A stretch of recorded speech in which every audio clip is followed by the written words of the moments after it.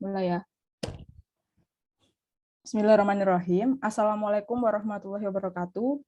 Kami dari kelompok 2 akan mempresentasikan hasil diskusi kami, yaitu dokumen prarancangan pembangunan gedung Tidar Plaza yang beranggotakan Ambar Gautama sebagai ketua, Amelia Rahayuni Tias, Nisa Fadilah, Ika Hanifatuz Zahra, Linda Latifah, Surta Sinabariba, Muhammad Farhan, Ri'abdo Irmansyah, Risma Ayu Oktavianti, Seva Yaktianartani, dan rekan kami, Eri Setiawan.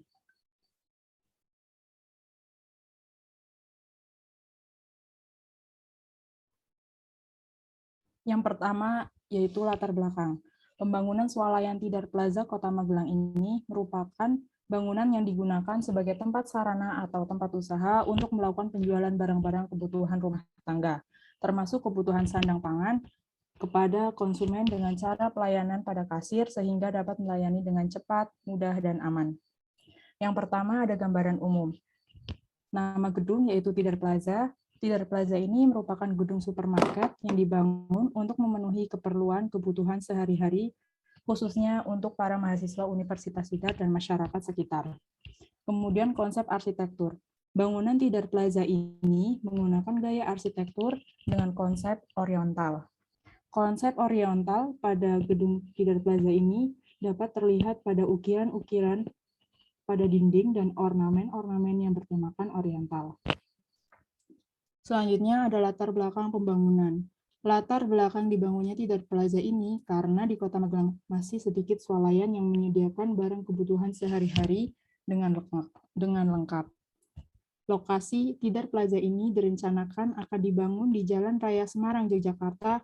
Dipilihnya lokasi ini karena daerah tersebut dekat dengan pemukiman warga dan letaknya yang strategis.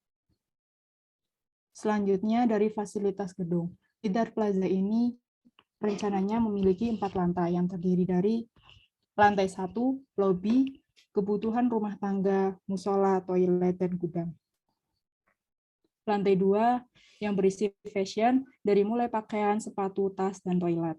Lantai 3 yaitu perlengkapan elektronik, perabot rumah, dan toilet. Lantai 4 tempat bermain atau time zone, food court, toko buku, dan toilet. Konsep pencahayaan. Pada lantai 2 dan 4 gedung Tidar Plaza, pada bagian sisi depan, material yang digunakan sebagiannya adalah kaca, sehingga meminimalisir penggunaan listrik untuk pencahayaannya. Selanjutnya, rekan saya, Ika Hanifatuz Zahra. Yang selanjutnya yaitu konsep arsitektur. Desain bangunan ini menerapkan bentuk segi empat yang memiliki taman di samping kanan, kiri, dan juga depan bangunan. Bangunan Tidar Plaza ini menggunakan gaya arsitektur dengan konsep oriental. Konsep arsitektur bergaya oriental ini memiliki keragaman serta elemen-elemen yang sangat menarik, seperti adanya ukiran-ukiran pada dinding-dinding, ornamen-ornamen yang bertemakan oriental. Ciri utama dalam konsep oriental ditampilkan dengan penggunaan aspek warna merah, kuning. Interior bergaya oriental umumnya menggunakan warna-warna netral untuk menciptakan latar belakang yang sederhana yang dapat menonjolkan elemen interior yang jumlahnya sedikit di dalam ruangan.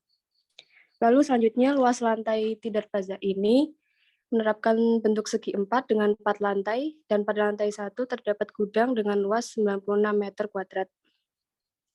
Taman pada Tidar Plaza ini terletak di bagian kanan, kiri, dan depan bangunan serta memiliki perkiraan luas lantai sebesar rumusnya yaitu luas setiap lantai dikalikan dengan jumlah lantai ditambahkan dengan luas gudang pada bagian belakang gedung sehingga didapatkan luas lantai 3.296 meter persegi. Nah, yang selanjutnya ini ada site plan dari Tidar Plaza ini. Nah, Tidar Plaza ini terletak di Jalan Arteri Jogja Semarang yang dikelilingi bangunan ruko-ruko kecil di sekitaran perumahan Armada Estate. Dapat dilihat pada gambar berikut. Next. Nah, untuk denah dari Tidar Plaza ini dapat dilihat pada gambar berikut. Nah, itu gudang terletak di belakang bangunan dengan luas 8 x 12 meter dan bangunan utama yaitu 40 kali 20 meter. Sama sampai dengan lantai 2 dan 4. Perbedaannya hanya pada fungsi yang telah dijelaskan oleh rekan saya, Mbak Seva tadi.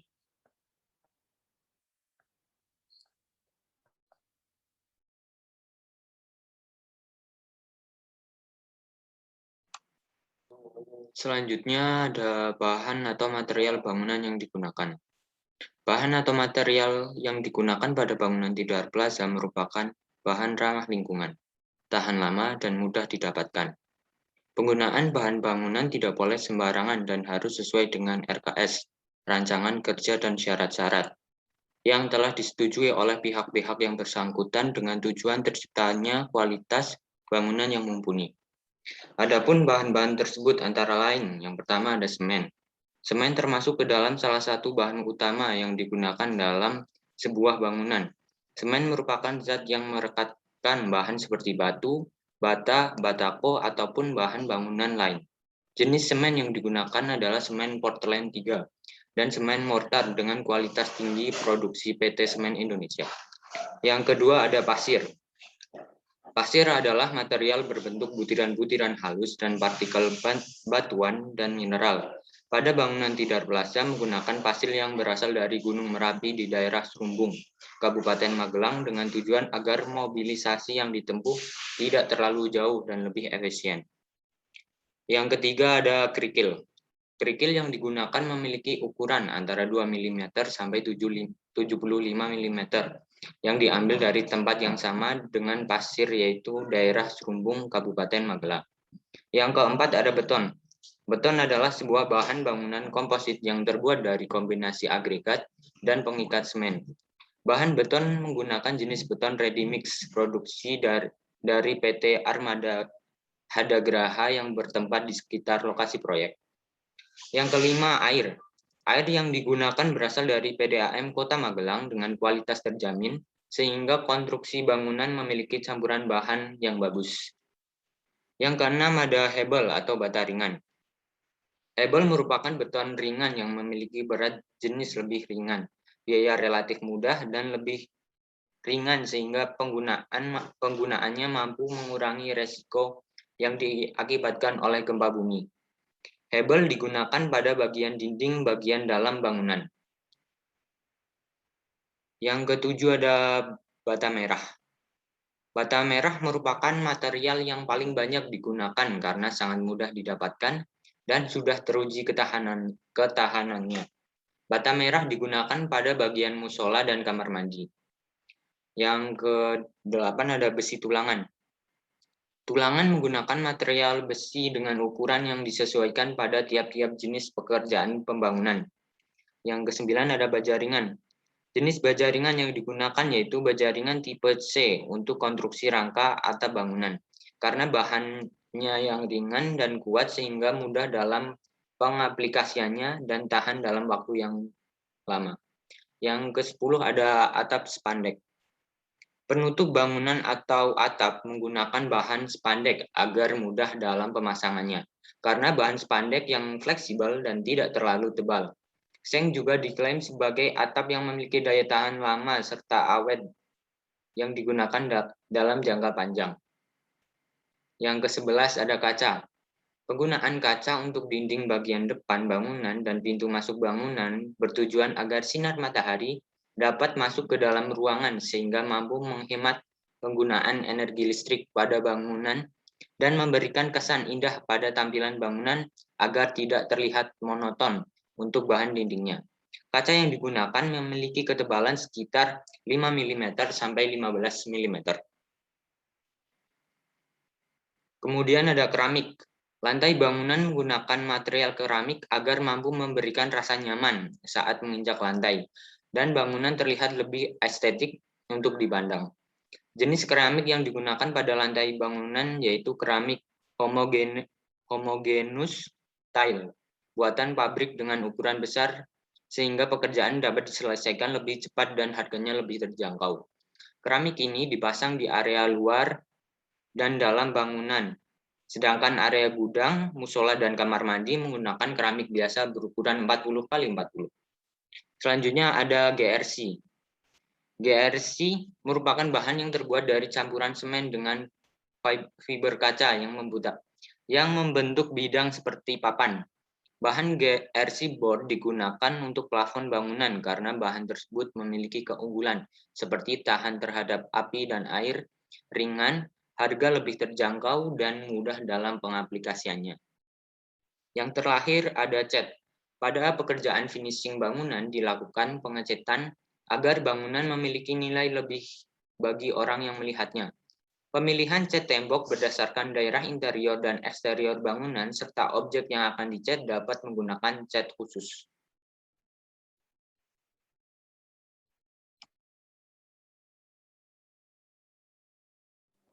Selanjutnya untuk pemilihan sistem struktur. Yang pertama pada gedung Tidar Plaza ini kami menggunakan sistem struktur rangka kaku. Dengan menggunakan sistem struktur ini karena sangat cocok digunakan pada bangunan beton bertulang, di mana struktur momen lentur gaya geser dan beban aksial. Selain itu juga kami menggunakan dinding geser atau shear wall, di mana dinding geser ini digunakan pada gedung, tepatnya diletakkan di lift karena pada sistem ini menggunakan dinding vertikal atau menerus yang dibangun dari beton bertulang ataupun dinding pasangan bata. Kegunaan dinding geser untuk menahan gaya gravitasi dan beban lateral dan sebagai cantilever. Selain itu juga kegunaan lain dari dinding geser memiliki kekakuan dan kekuatan bidang yang besar. Dan pada perencanaan gedung Tidar Plaza ini kami belum memikirkan tentang perencanaan struktur gempanya ya. Jadi kami rencana baru mau mencoba untuk masukkan koordinat ke desain spektra untuk mengetahui potensi gempa yang akan dialami di lokasi tersebut. Selanjutnya pemilihan sistem utilitas oleh Mbak Amel.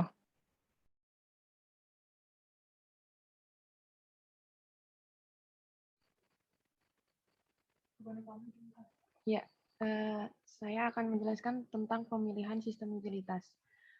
Untuk pengertian utilitas bangunan sendiri yaitu suatu kelengkapan fasilitas bangunan yang digunakan untuk menunjang tercapainya unsur kenyamanan, kesehatan, keselamatan, keamanan, kemudahan komunikasi, dan mobilitas dalam bangunan. Sistem utilitas pada bangunan gedung terdiri atas sistem plumbing dan sanitasi, kemudian ada pencegahan kebakaran, pengudaraan atau penghawaan, lalu penerangan atau pencahayaan, ada telepon, CCTV, dan security, penangkal petir, tata surya, dan sebagainya. Pada perencanaan bangunan Tidar Plaza, sistem utilitas yang ada meliputi yang pertama ada fire detector atau deteksi kebakaran. Deteksi kebakaran ini akan ditempatkan di ruang kantor, dapur, dan ruang elektrikal. Alat ini berfungsi untuk mendeteksi asap dan panas, sehingga secara otomatis ketika alat ini mendeteksi adanya asap ataupun panas, akan mengeluarkan air untuk meredakan api tersebut. Kemudian yang kedua ada fire alarm atau alarm kebakaran. Bisa di ke bawahin. Ya, alat ini akan diletakkan di setiap lantai gedung dan berjumlah 4 lantai. Maksud saya 4 buah alarm kebakaran. Sistem ini tidak sama dengan pemadam kebakaran karena tujuan utamanya bukan untuk memadamkan api. Alat ini akan berbunyi dan mengingatkan orang di sekitar akan bahaya kebakaran dan mengevakuasi diri maksud saya sebelum keadaan makin buruk. Yang ketiga ada sistem CCTV dan security atau sistem keamanan. CCTV akan diletakkan kurang lebih 16 titik yang berbeda pada gedung, agar sistem keamanan pada gedung terjamin dan meminimalisir terjadinya bahaya. Yang keempat ada APAR atau alat pemadam api ringan. Alat ini berfungsi untuk memadamkan api. APAR memiliki bentuk tabung yang diisi bahan pemadam api yang bertekanan tinggi, diletakkan di 16 titik yang berbeda. Kemudian sistem komunikasi telepon. Sistem komunikasi telepon diletakkan di setiap kantor instansi dan kantor security dengan jumlah sekitar 21 titik. Yang keenam, pengudaraan, yaitu diperoleh dari udara segar, dari hawa alam, dan aliran udara buatan, yaitu AC. Yang ketujuh, ada penerangan atau pencahayaan menggunakan pencahayaan alami pada siang hari. Pencahayaan alami ini menggunakan bahan kaca pada dinding terluar bangunan. Kaca ini diharapkan dapat meneruskan cahaya matahari ke dalam ruangan yang akan memberikan efisiensi listrik. Jadi, ketika pagi hari atau siang hari itu kita memanfaatkan cahaya alami dari sinar matahari, kemudian saat hari sudah mulai gelap, kita tetap menggunakan pencahayaan lampu seperti ini. Kemudian yang ke-8 ada sistem sanitasi dan plumbing. Sistem plumbing adalah sistem pemipaan penyediaan air bersih dan pembuangan air kotor yang saling berkaitan. Sistem ini dan sanitasi di gedung meliputi kloset, wastafel, pembuangan air kotor, dan lain sebagainya. Untuk pemasangan plumbing ini terstruktur dari asal ke pembuangan agar digunakan semaksimal mungkin.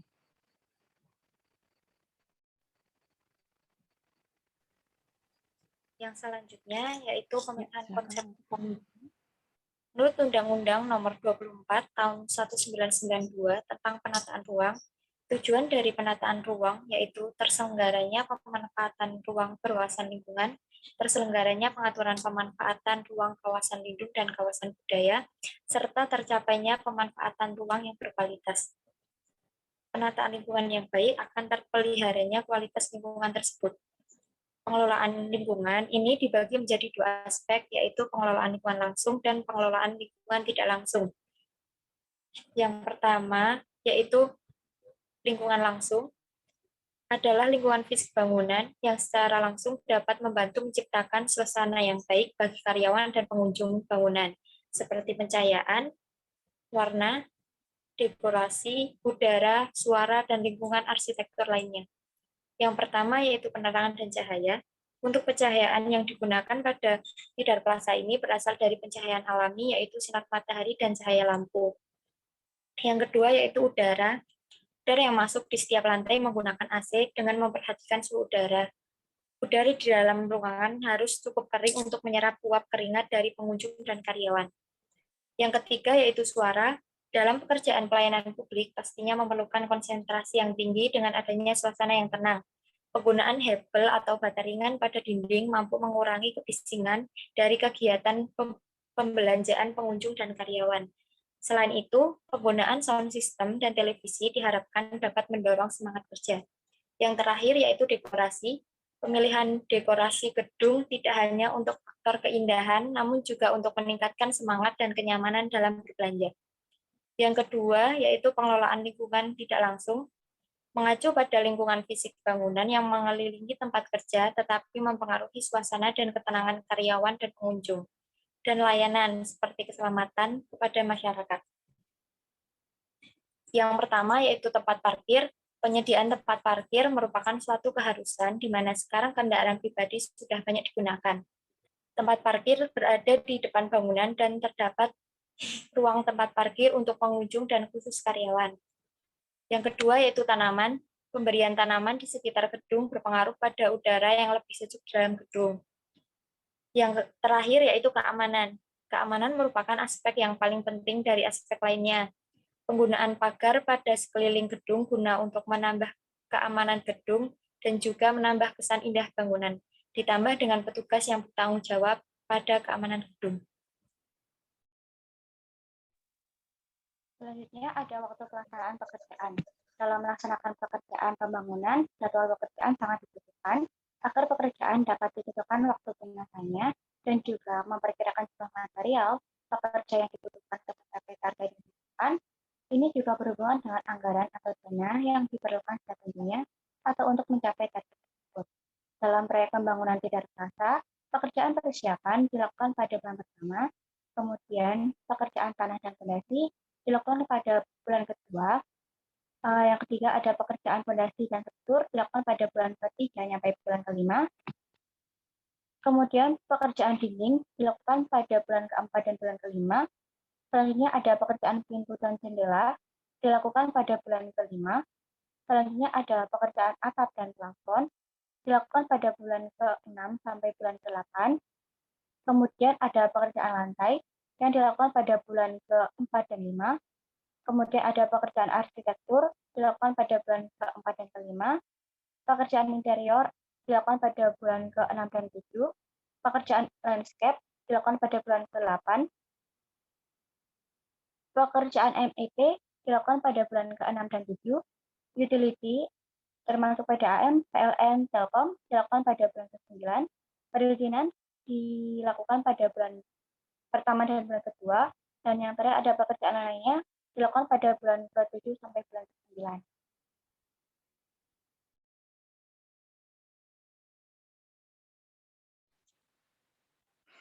Selanjutnya ada perhitungan green building.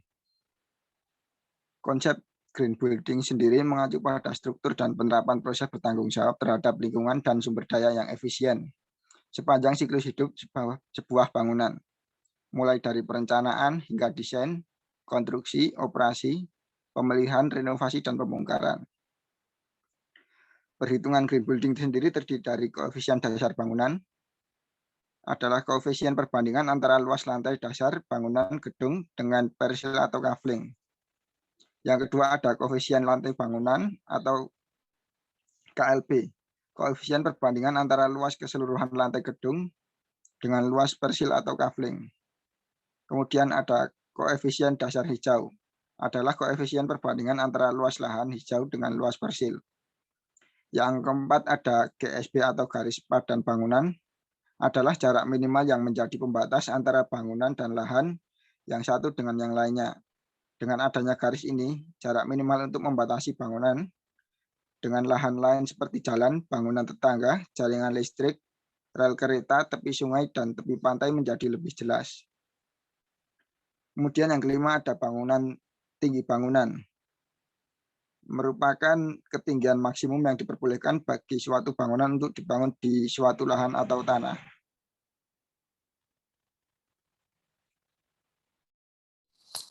Masuk ke KDB atau koefisien dasar bangunan, ialah sesuai dengan Peraturan Daerah Kota Magelang Nomor 2 Tahun 2020 tentang perubahan atas Peraturan Daerah Kota Magelang Nomor 4 Tahun 2012 tentang Rencana Tata Ruang Wilayah Kota Magelang tahun 2011 sampai 2031. Gedung Tidar Club Plaza Kota Magelang atau gedung yang kami rencanakan ini termasuk dalam jenis perdagangan dan jasa di sub-pusat pelayanan kota ditentukan KDB-nya yaitu maksimal 90%. Untuk perhitungan KDB sendiri ialah luas lantai dasar per luas lahan perencanaan dikali 100%, yaitu 896 per 3.235,733 dikali 100%, hasilnya 27,69%. Masuk yang kedua, KLB atau koefisien lantai bangunan. Nilai dari KLB nantinya yang menentukan seberapa luas lantai dalam bangunan yang boleh untuk dibangun. Nah, dengan kata lain itu KLB adalah nilai aman dengan rumus luas bangunan per luas lahan perencanaan dikali 100%. 3.296 per 3.235,733 dikali 100% ialah 3,0186%. Untuk ngeceknya ialah luas lantai sama dengan luas lahan dikali KLB sama dengan 3.235,733 meter kuadrat dikali 3,72 yaitu 3.296 meter kuadrat. Yang ketiga ialah GSB atau garis sempadan bangunan. Garis sempadan bangunan ialah jarak minimal yang menjadi pembatas antar bangunan dan lahan yang satu dengan yang lain. Aturan mengenai standar GSB biasanya sudah ditentukan oleh pemerintah daerah dan wajib itu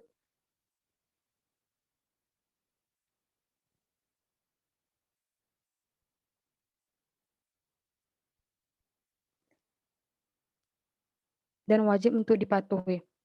Dalam proyek pembangunan gedung Tidar Plaza Kota Magelang, kami merencanakan GSB sebesar 5 meter dari tepi jalan raya dengan pertimbangan yaitu lebar jalan utama sebesar 10 meter atau jalan nasional atau jalan arteri primer.